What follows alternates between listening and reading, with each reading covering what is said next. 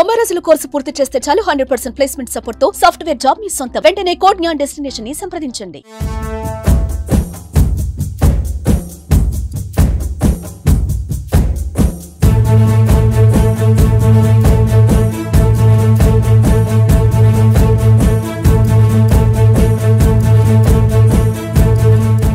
జనసేన ఆవిర్భావ సభకి ఎంతోమంది అంటే ప్రపంచం నలుమూలల నుంచి వచ్చారు. లాజిస్టిక్ కమిటీలో మెంబర్ కంది రవిశంకర్ గారు మన ముందున్నారు. సార్, ఎన్ని రోజుల నుంచి ఈ కార్యక్రమం జరుగుతుంది? అంటే ఏ ఒక్కరితో అయిపడే పనే కాదు. ఇంతకుముందు కేకే గారు ఇంటర్వ్యూ చేసినప్పుడు ఒక 400 మంది సుభిక్షమైన సైనికులను ఆయన అనుకున్నారండి. ఆయన ప్రోగ్రామ్ కమిటీ చైర్మన్.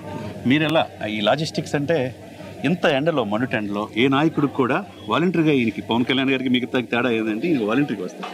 ఆ టీంలో ఉన్నందుకు రవిశంకర్ గారు మీరు ఎలా ఫీల్ అవుతున్నారు? అందరికీ నమస్కారం అండి. ఈరోజు రేపు ఉదయాన్నే ఈ పండగ చాలామంది ఎదురు చూస్తున్నారండి.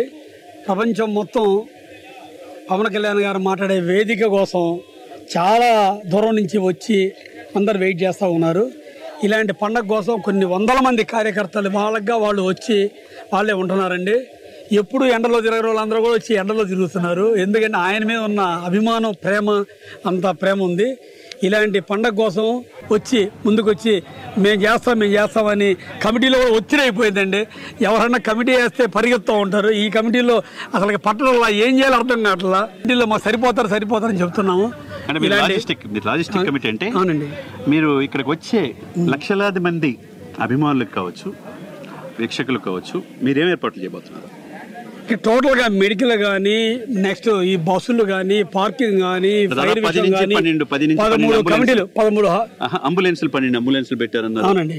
తర్వాత ఫ్రూట్స్ ఇస్తున్నారన్నారు, మజ్జిగ ప్యాకెట్లు అన్నారు. అసలుకి ఇబ్బంది లేదండి. ఫుడ్ అన్నిటికంటే ఇక్కడ వెళ్ళేటప్పుడు త్రోడ్ మొత్తం ఎక్కడెక్కడ బస్సులు పోతున్నాయి, ఎటు పోతున్నాయి, అన్ని రూట్లలో ఫుడ్ అరేంజ్ చేశారండి. అది చాలా గ్రేట్ అండి.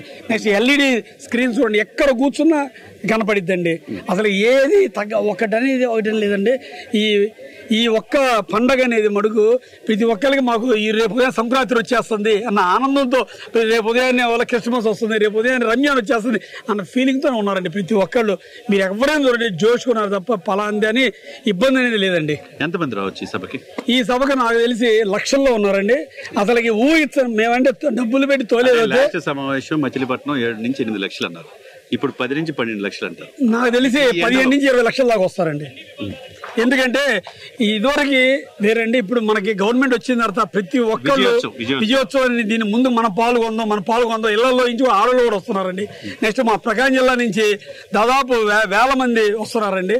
సుమారు 15 నుంచి 20,000 మంది దాకా మా ప్రకాశం జిల్లా నుంచి వస్తున్నారండి. మా 15 నుంచి 20,000 మీ ఎవరో పిలవకుండా వాళ్ళు వస్తున్నారండి. అది మా బాధ ఏంటంటే వీళ్ళందరినీ జాగ్రత్త చూసుకొని పంపించాల్సింది. ఈ ట్రాన్స్పోర్టేషన్ ఇవన్నీ అన్నిటికీ పర్ఫెక్ట్ గా ప్లాన్ చేశారండి. ఈ లాజిస్టిక్ కమిటీ కానీ వీళ్ళందరికీ కానీ శ్రీ పవన్ కళ్యాణ్ గారికి ధన్యవాదాలు చెప్తున్నామండి. ఎందుకంటే ప్రతి ఒక్కళ్ళు ఇంట్రెస్ట్ గా వస్తున్నారండి. Thank you very much sir. Thank you sir. Thank you very much.